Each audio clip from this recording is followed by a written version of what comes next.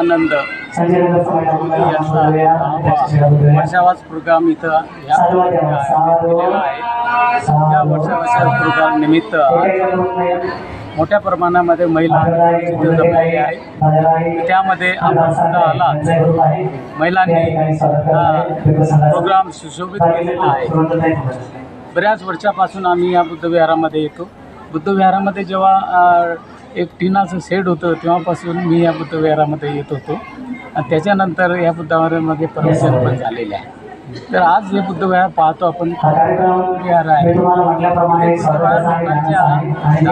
लोकांच्या सहभागातून हे बुद्धविहार निर्मिती झालेली आहे। त्यानिमित्त आज जो वर्षावासाचा प्रोग्राम दरवर्षी यावर्षी सुद्धा वर्षावासाचा प्रोग्राम झालेला आहे।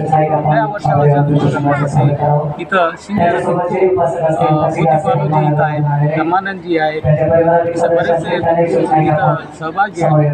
त्या प्रोग्रामला शोभेवंत करण्यासाठी इथं बऱ्याचशा महिला मंडळ या कॉलनीमध्ये, इतर कॉलनीमधले सुद्धा लोक इथं जमा झालेले आहेत। प्रोग्राम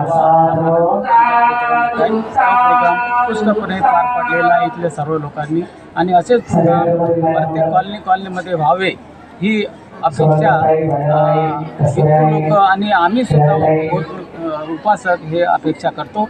आणि प्रत्येक कॉलनीमध्ये जर असे वर्षावाचे प्रोग्राम झाले तर बौद्ध धम्म हा पुढे नेण्याचं काम हे सर्वांचंच आहे। त्यामध्ये सर्व महिलांचा पुरुषांचा सहभाग असावा अशी मी सर्वांना विनंती करतो। सर, एक प्रश्न असा होता, शहरामध्ये अद्यावत बुद्धविहार उभे राहतात, परंतु ते रविवारशिवाय इतर दिवशी उघडले जात नाही। तर याच्यामध्ये म्हणजे दोष कुणाचा, याच्यात उपासकांचा दोष का भंतेजीचा दोष? कारण रविवारशिवाय उघडले जात नाही। तिथं उघडेच असतात विहार, सगळे विहार उघडे असतात। आता जिथं भंतेजीचं तिथं महिला म्हणजे त्यांचा टायमिंग असतं, त्या टाईमला दररोज उघडतात 4 ते 6 पर्यंत जवळपास। आमच्याकडे अपवाद असते ते उघडत, कधी अपवाद आहे ते नसेल उघडत म्हणून, पण बाकी ठिकाणी बहुतेक उघडेच असतात।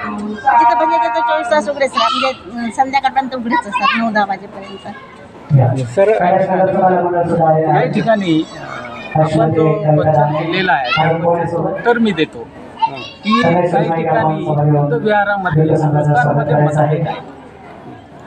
मतभेद याच्यासाठी धर्म हा मतभेद सांगत नाही।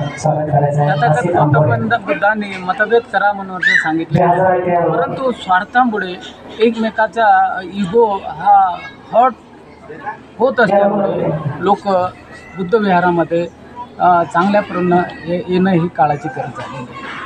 आणि बाबासाहेबांनी म्हणाले होते की प्रत्येकाने संडेला बुद्धविहारामध्ये जावं, परंतु असं नाही। जर धम्म हा तुम्हाला पुढे नेण्याचं तुम्ही ठरवत असाल तर प्रत्येकाने सकाळी बुद्धविहारामध्ये जाणं काय वाईट आहे? काहीच वाईट नाही। आणि अशा प्रकारे जर प्रत्येकाने जर सकाळी 8 ते 10 किंवा 1 तास 15 मिनिटे जरी बुद्धविहारामध्ये आलं तर मला वाटते धम्माचा प्रसार होण्यासाठी टाईम लागणार नाही। आणि बाबासाहेबांचे स्वप्न होतं की भारत हा बौद्धमय करेल, तर भारत बौद्धमय होण्यासाठी टाईम लागेल असं मला आशा आहे। या निमित्ताने बौद्ध उपासकांना काय आव्हान करणार? बौद्ध उपासकांना हेच आवाहन करत की तुम्ही हजारो वर्षापासून तुम्ही हिंदू धर्माच्या गुलामीमध्ये होता आणि बाबासाहेबांनी 1956 धम्म दिल्यानंतर आज जी तुमची प्रगती झालेली आहे ती केवळ तथागताच्या धम्मामुळे झालेली आहे, न तर केवळ इतर धर्मियाच्या कार्यामुळे किंवा 33 कोटी देवाच्या कृपेने तुमची प्रगती झालेली आहे। केवळ बाबासाहेबांनी आम्हाला धम्म। सर, भारत बौद्धमय होण्यासाठी असे काही प्रयत्न होत आहेत का?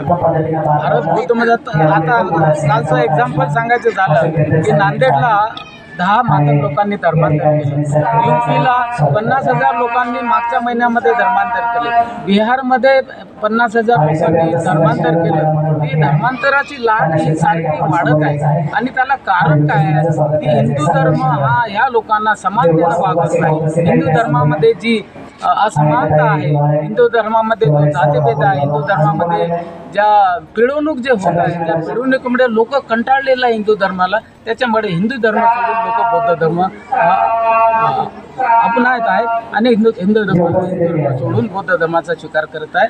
आणि हे जर असं अन्याय अत्याचार होत राहिले या लोकांवर तर मला वाटते येणारा जो काळ आहे, परवा एक हिंदू महंत म्हणाला की 100 ते 1.5 वर्षामध्ये 1.5 वर्ष पुढच्या हिंदू धर्म हा संपुष्टात येईल. हिंदूंनी हे सुधारलं पाहिजे, कारण हिंदूचे दुश्मन आहे असं ते महंत म्हणाले होते. आणि असं जर असं तर आपल्या लोकांनी बौद्ध धर्माचा प्रसार करणे ही काळाची गरज आहे.